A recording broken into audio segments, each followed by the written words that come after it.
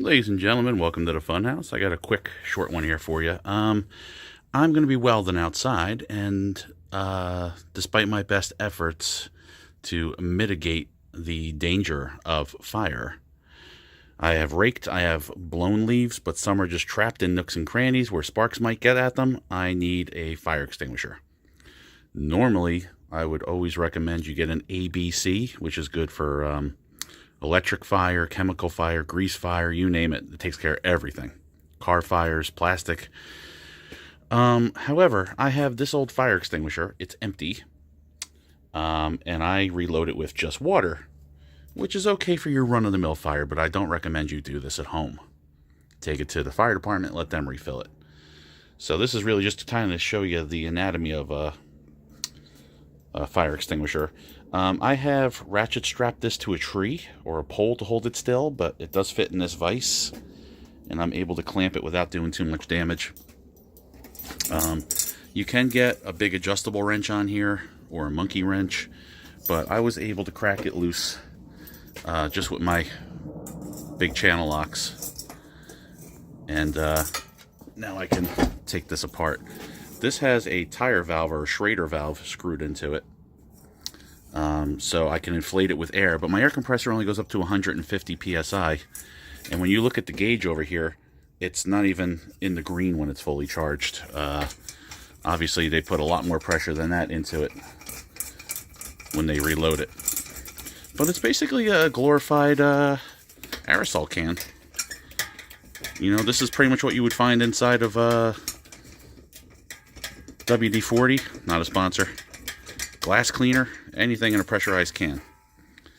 You got a stem that goes down to the bottom. You've got a valve that stops the flow. And then here we happen to have this nozzle, which I guess would be the equivalent of like the straw you put on the end of the can of penetrating oil or compressed air. The trick with this is do not fill it up too high. You only want to fill it up, I would say, roughly 3/5, because once that air under the 150 psi expands, you lose pressure, and then you have to blow it up again. If you put too much water in there, you're going to get one little psst, and that'll be it. If you don't put enough water in there, you'll have pressure for days, but you'll run out of water in 2 seconds. So it's a weird balancing act. So I'd say about 3/5 of the way. I have plans to try to plumb in a coupler, an air chuck onto this, so that I can just leave it hooked up to the air compressor, fill it up all the way, and I'll have 150 psi from the first drop to the last drop. Or at least 125, because I think that's where it kicks back on again. But today I just need this working ASAP. So I'm going to go fill this up with the garden hose. Like I said, about 3/5 of the way. I'll blow it up with the air compressor. Okay, I am somewhere in the neighborhood of 3/5. Now I'm just going to get this back on here. See that little clip down there that holds the end of the nozzle? You want to try to keep it facing the right way so that it can do its job as you tighten this down.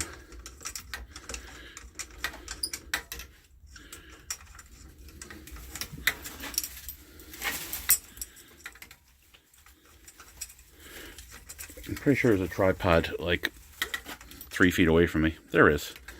But, you know, I'll hold it and shake the camera so that I make you guys all nauseous. Sorry. Alright, I'm going to keep it facing that way just a little bit, so that when I put this on here and tighten it, hopefully it swings right into the position I want it in. There's a little gauge on the other side. Be careful you don't smash that. Oh, you know what? It really didn't move.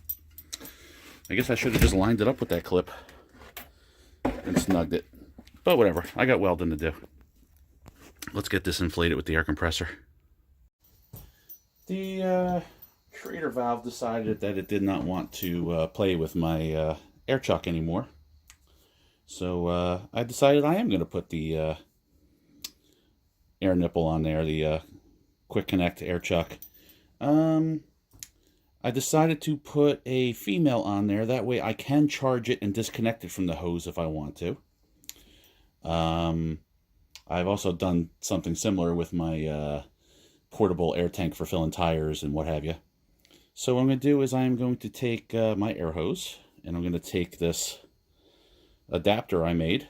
I'm going to plug it in here. There's no pressure in here yet. Come on. Did you for the other side? Oh, okay. And now I'm going to charge it with the air compressor.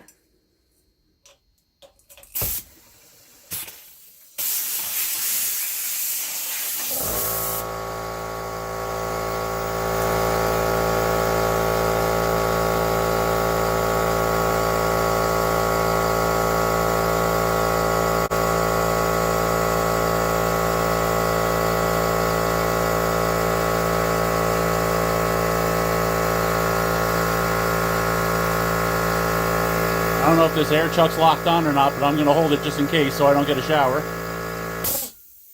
Good, the compressor just ran, so I should get full blast into the tank. And then I'll just disconnect it here.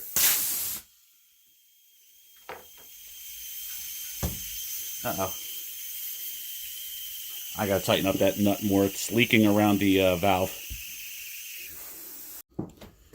Okay. I tightened it up and stopped the leak.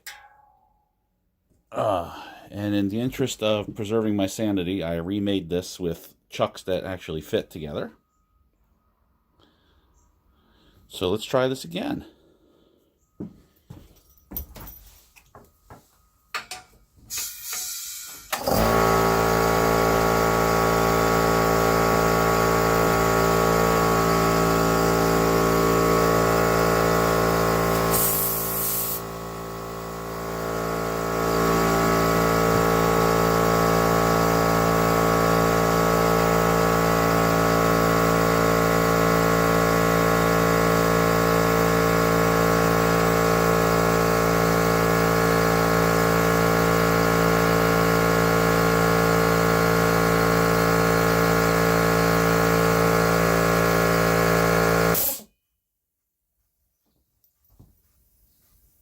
Oh, I think I still hear a little air leaking.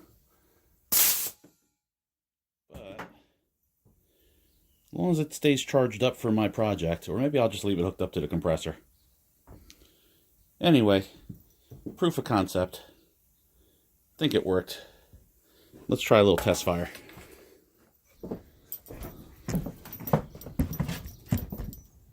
Test fire number 1. Oh, helps if you pull the pin. Oh yeah, that works good. All right. Thanks for watching.